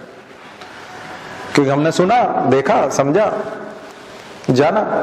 अब आप कहोगे कि नहीं पढ़ाने वाली बात उतनी सक्सेस नहीं होती, पढ़ाने से बात नहीं बनती। टीचर भी जो आचरण करता है उससे ज्यादा सीखते हैं, टीचर के आचरण से ज्यादा सीखते हैं। टीचर के जिंदगी से ज्यादा सीखा जाता है कि वो खुद कैसा है। टीचर वो बताता है कि ये सीखो तुम, वो नहीं सीखता, वो जैसा आचरण करता है वैसा सीखता है। तो हम कॉपी करते हैं, नकल करते हैं, मिमिक्री करते हैं, है ना? इसको बोलते हैं मिमिक्री, अनुहरण। पूरा उसके जैसा बनने की कोशिश करना, मिमिक्री। एनिमल्स में होती है ना मिमिक्री, वो कोबरा जैसा एक नॉन पॉइजनस स्नेक होता है तो बहुत एग्रेसिव होता है। कोबरा तो शांत होता है, ओरिजिनल जिसके पास जहर है पॉइजन, और उसका एक पॉइजनस टूथ भी है आगे का, वो अगर गाड़ेगा तो आप मर जाओ। वो बड़ा कूल रहता है, रिलैक्स चलता है, शांत से चलता है, और कॉन्फिडेंट भी है। उसको पता है कि गड़बड़ की तो हम छोड़ेंगे नहीं, मतलब हम कर देंगे उसका बराबर हिसाब में। लेकिन जो पानी वाला सांप आपके नाली में होता है, वो दिखता कोबरा जैसे, ऐसे ऊपर से आप देखो तो बहुत फुर्तीला, एग्रेसिव, ये फन मारा, डराना, मुंह खोल करके डराता है, दांत दिखाता है, पूरा है कुछ नहीं उसके पास जहर वहर नहीं होता, लेकिन वो कॉपी करता है। किसकी कॉपी करता है? कोबरा की। कोबरा जैसे दिखने की कोशिश करता है। घरों में मिलता है, अपने यहाँ बहुत है भोपाल में। कई लोग उसी को घबरा जाते हैं और पीटना पाटना शुरू कर देते हैं। नाली में निकलने वाला कोबरा नहीं होता सामान्यतः। कोबरा मिलेंगे आप जब कभी घूमने जंगल की तरफ जाओगे तो वहां वो आपके घरेलू एरिया में कम ही आते हैं, भटक करके कभी आ जाए तो बात अलग है। लेकिन जो आपको आए दिन दिख जाता है, कभी बाथरूम में, कभी इधर, कभी उधर, कभी बारिश के दिनों में खास करके, क्योंकि उनके बच्चे भी बाहर आ जाते हैं सब, तो छोटे से लेके बड़े तक ढेरों बड़ी संख्या में जब दिखाई पड़ते हैं, ये आए दिन दिखाई पड़ते हैं, वो कोबरा नहीं है, वो आपको पानी वाला। आप चाहे फोटो खींच के गूगल में जाके उसको देखेंगे तो इसकी स्पीशीज वगैरह सब बता देगा कि भारत में बहुत है। और लगभग 99% जो है, खास करके जो बारिश के दिनों में ऐसे घरों में दिखते हैं, वो सब ऐसे ही हैं, है ना, फालतू है। उसको कुछ नहीं, उसको इग्नोर करो, उसको साइड में पानी में डाल दो, फिर नहीं आएगा वो कभी वो आपके सामने नाटक इसलिए कर रहा है क्योंकि वो घबरा गया, उसको लगता है कि मतलब ये मेरा दुश्मन है, तो फिर वो इतना एग्रेस दिखाता है कि बस आपको खत्म कर दे, आज आपका परिवार का आखिरी दिन है तो जबकि ऐसा कुछ है नहीं उसमें। तो ये लोग ज्यादा करते हैं, तो नकल करते हैं हम लोग। और जो बच्चे होते हैं वो आपने देखा होगा कि एक्ट से भी बहुत सारी चीजें सीख जाते हैं, वो एक्टिंग करते हैं। स्कूल में, कॉलेज में, अकेले बच्चे भी कुछ न कुछ सीखने की कोशिश करते हैं। कोई टीचर बन जाता है, कोई क्या बन जाता है, तो टीचर स्टूडेंट वाला खेल होता है, डॉक्टर मरीज वाला खेल होता है। तो ऐसी चीजों से भी बच्चे सीखते हैं, उनको एहसास होता है, उसके अंदर एथिक्स आते हैं उससे भी। मॉनिटर बना दो बदमाश बच्चे को तो उसको चुनौती समझ में आ जाती है कि आखिर कोई उधम करे तो उसको समझाना कितना मुश्किल होता है और वो सबसे ज्यादा उधम करता था, उसके बाद उसको फिर ठीक लगता है, उसको लगता है कि मतलब मुझे ठीक रहना चाहिए, क्योंकि मुझे बहुत दिक्कत आई थी जब मैं कंट्रोल कर रहा था, तो मुझसे बहुत दिक्कत आ रही थी, तो फिर ये तो ठीक ही है, मतलब करते हैं, मैं करता हूं तब इसको कितना परेशानी होती होगी। तो ये चीजें आचरण से सीखते हैं। आप जो ऐसा करते हो उससे ट्रायल एंड एरर से सीखते हैं। हम ट्राई करते हैं, गलती करते हैं, सीखते हैं। बचपन में किसी को पता नहीं होता तो वो बिजली के उसमें जाकर के उंगली लगाता है, करंट आता है, झटका लगता है, तो फिर उसको लगता है ठीक नहीं है तो फिर वो सीखता है। पनिशमेंट, रिवार्ड्स एंड पनिशमेंट से सीखते हैं, प्राइज एंड पनिशमेंट से सीखते हैं। अच्छा काम करते हैं, चॉकलेट मिलती है, बिस्किट देते हैं, कुछ होता है। स्कूल में टीचर जो है वो नाम लेता है, सबके सामने तारीफ करता है, देखो इस बच्चे ने कितने मार्क्स ले, तुम लोग ऐसा क्यों नहीं करते। या फिर पिटाई होती है तो फिर पढ़ाई करके जाते हैं, होमवर्क करके जाते हैं। याद है कि नहीं स्कूल की पिटाई? आप लोगों की नहीं हुई होगी, इस जमाने में कम होती थी, हमारे टाइम पे बहुत होती थी। तो पीटने वाले टीचर अभी भी याद है हमको, उसका पूरा स्टाइल, बैठने का, उठने का बोर्ड पे लिखने का। बाकी जो बेचारे सीधे सीधे थे उनको सबको भूल गए हम लोग, लेकिन जो सबसे ज्यादा पीटता था वो आज भी याद है। यानी कि वो ज्यादा मेमोरी में लंबे, वो शार्प मेमोरी हो जाती है फिर आपकी है ना, बोलता है ना लॉन्ग टर्म होता है, तो वो आपका लॉन्ग लास्टिंग चलता है। तो ये चीजें होती हैं, ये तरीके होते हैं सीखने के, मैकेनिज्म ये है। और जब मैकेनिज्म आपका इस प्रकार का है तो इसका मतलब आपके आसपास के पर्यावरण पर निर्भर करता है। आपके आसपास कौन लोग हैं, किस तरह के लोग हैं, उससे आपका सोशलाइजेशन हुआ है।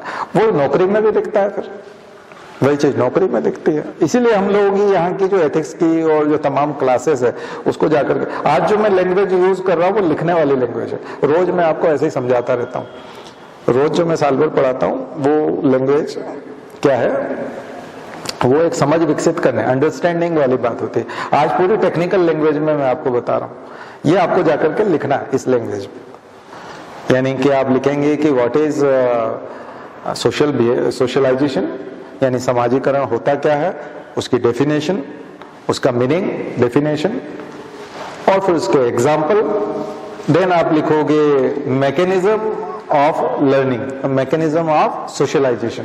तो ये मैकेनिज्म में तरह तरह के habituation, trial and error, rewards and punishment, and act करते हैं हम वो किसी प्रकार का वो, और सबसे पहले वाला ऑब्जर्वेशन, मैंने आपको बताया observation, and conditioning also. Conditioning, कई बार कंडीशनिंग की जाती है तो बच्चों की, जैसे एनिमल में, इथोलॉजी में देखोगे तो पावलोव का एक्सपेरिमेंट आता है। इथोलॉजी में, एनिमल बिहेवियर में पावलोव का एक्सपेरिमेंट आता है कि चर्च की घंटी बजती है, इधर कुत्ते को मांस का चूर्ण देते हैं। कई लोग उसमें भी पढ़ते हैं, बीएड में भी पढ़ते हैं, आप लोग चाइल्ड साइकोलॉजी में पढ़ते हैं, साइकोलॉजी पढ़ने वाले अपने उसमें पढ़ते हैं। ये पावलोव जो है वो बड़े एनिमल लवर थे, और इथोलॉजी मीन्स एनिमल बिहेवियर, उसको पढ़ा। तो उसमें बाद में उन्होंने देखा कि क्लासिकल कंडीशनिंग होती है, इंस्ट्रूमेंटल कंडीशनिंग होती है। तो क्लासिकल कंडीशनिंग का एग्जांपल में वो बताते हैं कि चर्च की घंटी बजाते थे, उसको मांस देते थे, मांस का चूर्ण पाउडर, मीट पाउडर उसको दिया जाता था, तो उसकी लार टपकने लगती थी, सलाइवेशन होने लगता था। बाद में केवल चर्च की घंटी बजाई, उसको मांस नहीं दिया तो भी सलाइवेशन हो रहा था। बात समझ में आई ना? तो इसका मतलब है कि वो चर्च की घंटी के साथ उसका ब्रेन का साइकोलॉजी उसके साथ जुड़ गई, तो उसका जो एक तरह का एंडोक्राइन सिस्टम है वो उसके साथ काम करने लगा। किसके साथ? चर्च की घंटी के साथ। इसीलिए आपको कई नियत समय पे चाय की याद आती होगी, घर में आपके यहाँ बोलते हैं ना 4 बज गई है, चाय ला दो तो वो घड़ी में, अगर यूं हो सकता है कि अगर वो घड़ी ना देखे तो उनको चाय की याद ना आए या सलाइवेशन ना हो, लेकिन अगर घड़ी देख ले उसमें 4 देख ले, है ना, तो हो सकता है एकदम से सलाइवेशन। किसी दिन घड़ी बंद कर दोगे, आगे कर दोगे, तो भी हो सकता है वो चाय मांग ले। ठीक है, उससे टाइम होना नहीं होना उससे कोई लेना देना नहीं, उसका उससे संबंध हो जाता है। किससे? 4 जैसे देखेंगे चाय याद आएगी। तो ये होता है। तो ये चीजें जो है, ये कंडीशनिंग बच्चों की घरों में होती है। तो सिविल सर्वेंट का इसका मतलब है कि बहुत सारा निर्माण तो घरों में ही हो जाता है। तो टीचर के लिए, हम जैसे कोचिंग वालों के लिए पढ़ाने का तो बहुत कम बचता है तो आप तो पूरा बने बनाए हो, सब कुछ हो चुका है, टीचर ने आपको बता दिया, रिलेटिव्स ने आपको बता दिया है, एक तरह का समाजीकरण तो पूरा हो चुका है। लेकिन हम उस कमी को पूरा करने की कोशिश करते हैं, जो पेचवर्क है, कहीं न कहीं छूट गया है, जो वहां होना चाहिए था वो पूरा करने की कोशिश करते हैं। लेकिन हम जहां नहीं कर पाएंगे वहां पर कुछ किताबें आपके पास है। इसलिए मैंने कई बात आपको बोला है कि जब कभी भी मॉरलिटी की जरूरत हो, जब कभी भी आपको लगे कि टीचिंग की जरूरत है, हमको कुछ गाइडेंस की जरूरत है, तब आप कुछ बेसिक बुक्स देख लेना, तब आप गांधी को याद कर लेना, तब आप कॉन्स्टिट्यूशन को याद कर लेना। तो आपके एथिक्स वहां से निकल करके आने चाहिए। तो इसको एथिकल डायलेमा से निकलने के लिए, आप एथिकल डायलेमा से निकल जाओगे, कोई भी नैतिक दुविधा आपके सामने नहीं रहेगी और डिसीजन मेकिंग बहुत फास्ट हो जाएगा। एथिक्स क्या मदद करता है? एथिक्स का पेपर आपको डिसीजन मेकिंग को फास्ट बनाता है, तेज करता है। कोई भी प्रॉब्लम को आप लंबे समय तक फेस नहीं करते, उसको सॉल्व कर देते। और ऑर्डर जो आपने लटका रखा है, सिग्नेचर जो आपने लटका के रखे हैं, उसको आप सॉल्व कर दो, आप कर दोगे सिग्नेचर तुरंत, ये ले जाओ जाओ। मोदी जी कहते हैं ना, सिविल सर्वेंट्स जो हैं बड़े बेकार हैं, फाइल नहीं करते, रेक्टेपिज्म भारत में बहुत है, लाल फीताशाही है, ब्यूरोक्रेट पता नहीं अपने आप को क्या समझते हैं, दस्तखत नहीं करते, फाइलें लटका के रखते हैं। अब वो क्या है कि ये जो होशंगाबाद तक का रोड है ना, 4 लेन आप देख रहे हो ना, और आगे भी बन गया होगा, लेकिन ये बहुत सारे पेड़ कटने थे तो इन्वायरमेंटल क्लियरेंस वगैरह वो आ नहीं रहा था। कई लोगों ने फाइलें लटका रखी थी और यहाँ जाम लगता था। अब दोनों तरह की चीज,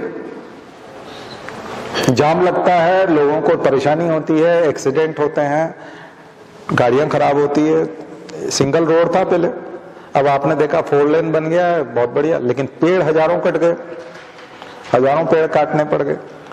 तो एनवायरमेंटल एथिक्स देखें हम लोग या सोशल एथिक्स देखें? लेकिन जिस तरह से ग्रीन हाउस प्रभाव देख रहे हो आप और तमाम ग्लोबल वार्मिंग और ये सब चीजें देख रहे हो, उस हिसाब से तो पेड़ भी बहुत जरूरी है। क्योंकि एक तरफ हम पेड़ लगाते हैं, वो बक्सवाहा वाला खूब चल रहा है कि हीरे की खदान आ रही है तो उसका जंगल सब साफ कर देंगे तो हीरा निकल आएगा। तो हीरा जरूरी है, तो हीरा से तो हमारा फिर जीडीपी बढ़ जाएगा, और हीरे का एक्सपोर्ट होगा तो भारत का, लेकिन तो वो तो फिर प्राइवेट एक के आदमी को आप दे रहे हो, फिर उसका सरकारीकरण करो और फिर उतना ही जंगल आप विकसित कर पाओगे क्या? कितने पौधे लगाओगे, कितने चलेंगे? वो तो चले हुए पौधे हैं, इतने बड़े पौधे हैं। तो इसी को कहेंगे नैतिक दुविधा, क्या बोलेंगे? Ethical dilemma. निर्णय लेने में समस्या आने लगती है कि हम सोसाइटी के लोगों को दिक्कत आ रही है, यात्रा करने में दिक्कत आ रही है, तो हम रोड को चौड़ा कर दें।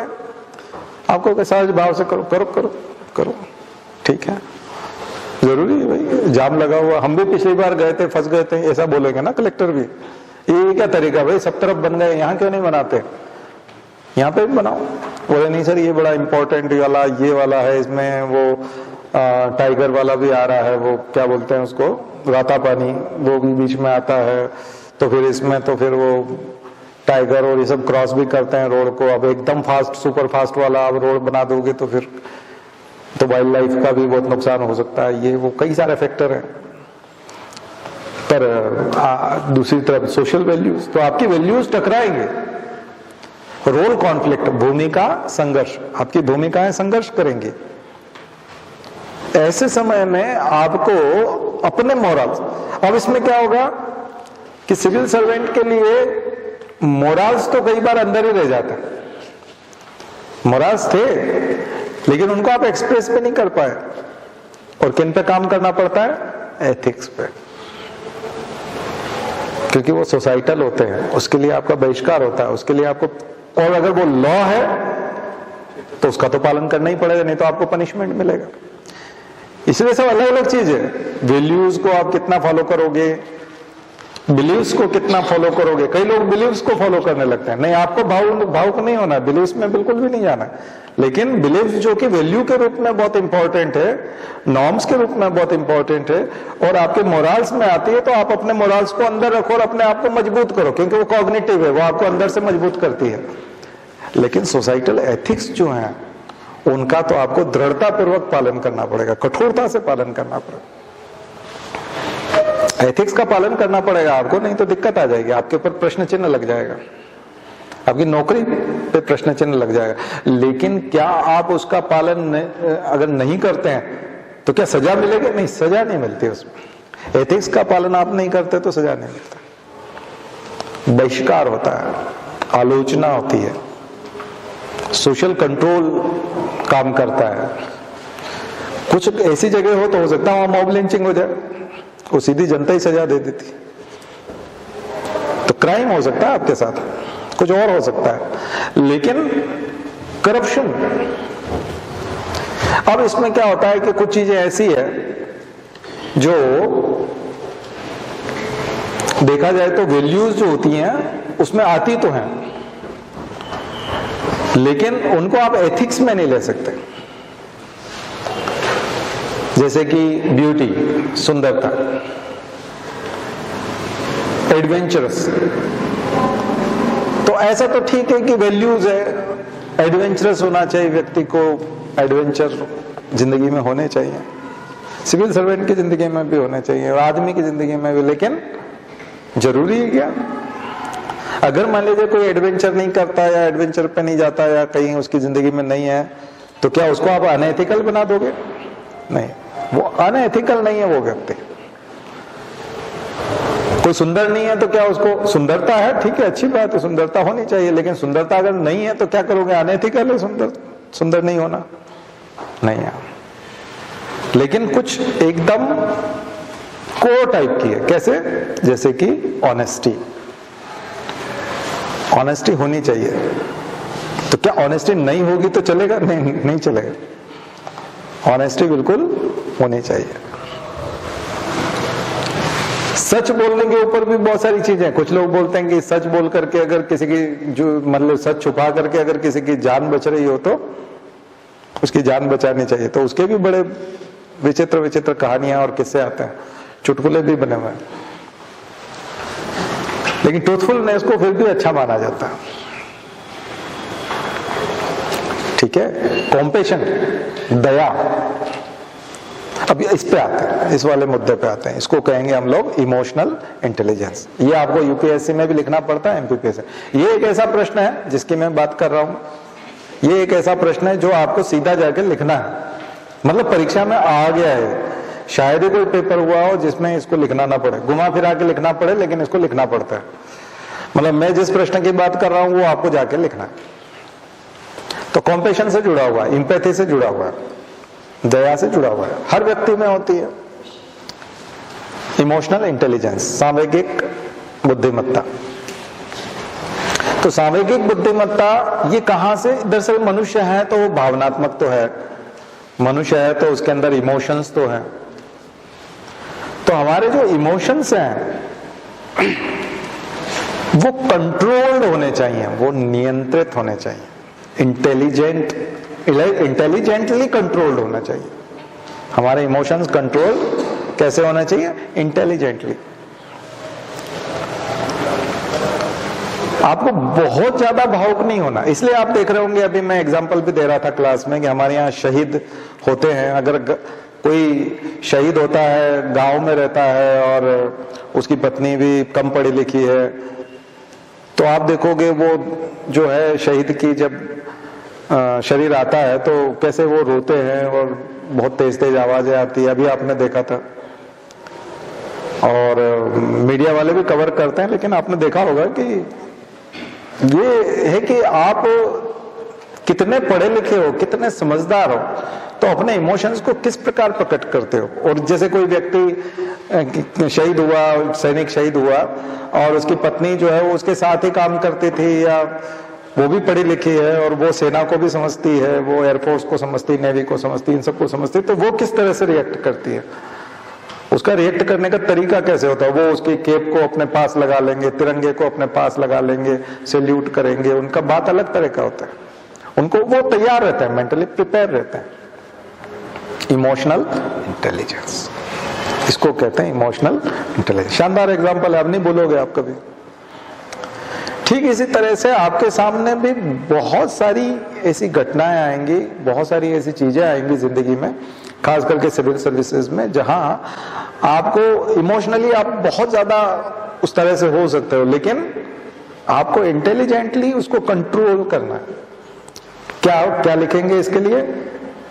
आपको अपने इमोशंस का इजहार, अपनी भावनाओं का इजहार कहां करना है, कितना करना है, कब करना है, कैसे करना है, आया समझ में? कहां, कब, कैसे, कितना, सब फिक्स रहता है, नपा तुला। इसलिए कई सेलिब्रिटीज की यहाँ डेथ होती है, आप देखते हो अंतिम संस्कार में जाता है, बड़ा नपा तुला व्यवहार होता है। अर्थी को भी पकड़ते हैं, पर वो अपना पूरा एक, क्योंकि वो सेलिब्रिटी है तो उनके ऊपर वो पत्रकार लोग निगाह रखे हुए हैं, तो उन सब फोटो को वायरल कर देंगे, तो वो अपनी भावनाओं का इजहार उस तरह से नहीं कर सकते। तो सिविल सर्विसेज में इमोशंस अच्छी बात है, एम्पैथी भी अच्छी बात है, कॉम्पैशन भी अच्छी बात है, बुरा नहीं माना है उसको सद्गुण माना है, वर्च्यूज में आता है, वैल्यूज में आता है, और मैंने अभी बताया था मोरल्स में आता है। बट क्या होना चाहिए? उसका एक्सप्रेशन किस तरह से हो रहा है, आप किस तरह से एक्सप्रेस कर रहे हो उसको, कंट्रोल्ड, रेगुलेटेड। अब ये जो है, इसमें आपकी पढ़ाई का बहुत योगदान होता है। आप एकदम भावुक नहीं हो सकते। आपके ऑफिस में कोई ऐसी घटना होगी, कोई ऐसी घटना सुनाना, आप एकदम रोने लगे, कलेक्टर साहब तो बहुत रोने लगे, हाँ, और वो तो कहने लगे कि बस अब मैं और तुमको कुछ कभी पैसे मेरे से ले जाओ, पैसे कितने चाहिए और ये इस टाइप की चीजें करने लगे। ठीक है नहीं? इसलिए आप डॉक्टर्स को देखोगे तो उनको इमोशनल इंटेलिजेंस बहुत जरूरी है उनके लिए, नहीं तो ऑपरेशन ही नहीं कर पाएंगे। वो पेट खोल करके बैठ जाए तो फिर कैसे काम करेगा? अगर रोने लग जाए तो बोले तो इसके अंदर तो बहुत बड़ी प्रॉब्लम है, मैं क्या कर सकता हूँ। कई बार आपको पता है, लेकिन आपको अपनी ड्यूटी उस तरह से करनी पड़ती है ना। तो इमोशंस का इजहार आपको उस तरह से करना पड़ता है। ठीक है, तो इससे भी आपका एटीट्यूड चेंज होता है। और इसमें मैंने एक और चीज बताई थी, शायद मैं बताना उसमें भूल गया, कि जब आप प्रोफेशनलिज्म लेके आते हो तब आपको अपने मॉरल्स पे बहुत कंट्रोल करना पड़ता है। एथिक्स, मोरल और एथिक्स के बीच में एक एग्जांपल आता है डॉक्टर का, चूंकि डॉक्टर की बात आई तो मेरे को याद आ गया। डॉक्टर और मरीज, मान लीजिए डॉक्टर रेपिस्ट का इलाज कर रहा है, डॉक्टर एक रेपिस्ट बलात्कारी का इलाज कर रहा है, तो व्यक्तिगत मोरल्स के हिसाब से यदि आप देखोगे तो उसको बड़ा गुस्सा आएगा कि इसको कानून क्या पता सजा देगा नहीं देगा, मैं ही इसको मार डालता हूं। आपने हैदराबाद में कहा वो घटना हुई थी, देखा था ना, वो रेपिस्ट था तो पुलिस वालों ने एनकाउंटर कर दिया, सब लोगों ने फूल बरसाया किसके ऊपर। तो यहां पुलिस वाला आईपीएस जो था वो किस में फेल हुआ? एथिक्स में, एथिक्स में फेल हो गया। मोरल्स में तो आगे निकल गया। मोरल्स हो सकता है कि आपको सपोर्ट करे क्योंकि आप उस स्कूल से आते हैं, थॉट ऑफ स्कूल से आते हैं, जहां आप बिल्कुल अपराधी को जिंदा देखना नहीं चाहते। योगी जी ने शपथ किसके ली? लेकिन विकास दुबे या और कुछ गाड़ी पलट जाती, ये वो पक्का, वो यहां से जो अरेस्ट हुआ था मैंने क्लास में बता दिया, मैंने कहा ये पहुंचेगा नहीं कानपुर इसको मार डालेंगे, बीच में ही मार डालेंगे, और वही हुआ। वो खुद भी इसलिए बहुत जोर से, मैं कानपुर वाला विकास दुबे हूं, यहाँ उज्जैन में महाकाल मंदिर में चिल्ला रहा था, वो बार बार मीडिया को बता रहा था मैं जिंदा हूं और मैं ही हूं, मतलब कल मुझे नहीं देखोगे तुम उसको पता था क्योंकि वो तो वहां रहता है ना, और पुलिस वालों से उसके काफी संपर्क रहे हैं, न जाने कितने पुलिस वाले उसके लिए काम भी करते थे, तो वो तो उनको बहुत अच्छी तरह से जानता है कि वो किस लैंग्वेज में बात करते हैं, और मुख्यमंत्री का मूड क्या है आजकल वो सब पता है उसको, वो छोड़ते नहीं। तो योगी जी मोरल्स में ठीक है क्योंकि उनके मोरल्स कहाँ थे? हिंदू धर्म ग्रंथों से, गोरखनाथ मंदिर से। मंदिर में तो रहते ही पले, मंदिर में पले बड़े तो नहीं, लेकिन वहीं पे वो रहते हैं, वहां के मठ के पुजारी वो है, मठाधीश हैं, तो वहीं से आएंगे मोरल्स, या बीजेपी से और आरएसएस से आएंगे, वो सब मैच करते हैं, कोई दिक्कत नहीं है। इधर वाला कॉन्स्टिट्यूशन, ये वेलफेयरिज्म फलाना, ये तो कम्युनिस्ट अप्रोच मानी जाती, तो इसको कोई पढ़ता ही नहीं है, वो लोग तो इसको पाप समझते हैं। तो यहां से मोरल कभी नहीं आएंगे, खास करके कॉन्स्टिट्यूशन से तो बिल्कुल नहीं आएंगे। लेकिन शपथ किसके लिए?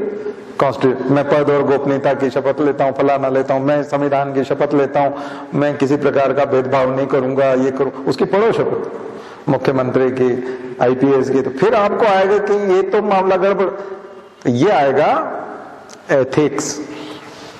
फिर आप कहोगे लेकिन सोसाइटी बता रहे, तो आप तो सोसाइटी में तो एक्सेप्टेंस आ रहा है, पर यही तो हो रहा है ना अभी हमारी पूरी की पूरी सोसाइटी जो है वो कॉन्स्टिट्यूशन से लेती नहीं है मोरल्स, वो जा रही है उधर, उनको पूरा धर्म की जो अफीम है एक तरह से वो पिला दी गई है, और वो बस अब पूरी हमारी सोसाइटी जो है वो धार्मिक हो गई है, रिलीजियस हो गई है, और सेक्युलर को गाली पड़ती है जबकि वो कॉन्स्टिट्यूशनल है।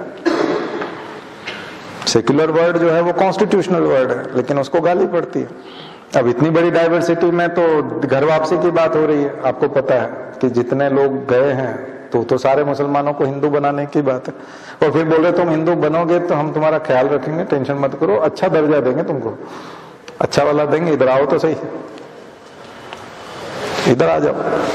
तो बोल रहे हैं कि जितने भी लोग भटक करके उधर गए हैं सब वापस आओ, तो वो तो सारे मुसलमान भटक के ही गए ना, मतलब 1-2% होंगे, तो फिर बहुत ही कम हो जाएंगे, तो सब लौट के आ जाओ, वापस घर आ जाओ, उसी को घर वापसी कहा जा रहा है। तो इसमें मोरल देखो, मोरल कहां से है? धर्म ग्रंथों से। तो डॉक्टर जो है अगर मान लीजिए उसको मार डाले इंजेक्शन लगा के, मोरल तो जीत गया, लेकिन उसके एथिक्स क्या कहते हैं, जॉब के एथिक्स क्या कहते हैं? उसने डॉक्टर बनते समय शपथ क्या ली थी?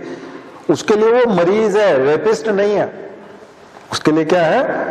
मरीज है। जेलर के लिए वो एक कैदी है, रेपिस्ट नहीं है।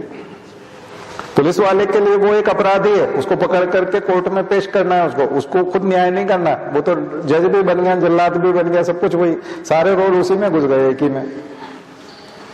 ठीक है, ऐसे एक वकील है और कोई मर्डरर है, हत्यारा है, वकील के पास जाता है और बताता है देखो मरा तो है मेरे से, मैंने मारा है उसको, लेकिन अब तुमको बचाना है, ये फीस पकड़ो अपनी 1 करोड़ रुपया, 50 लाख रुपया। बोले ठीक है तुम बच जाओगे। क्यों? क्योंकि लॉयर के एथिक्स क्या कहते हैं?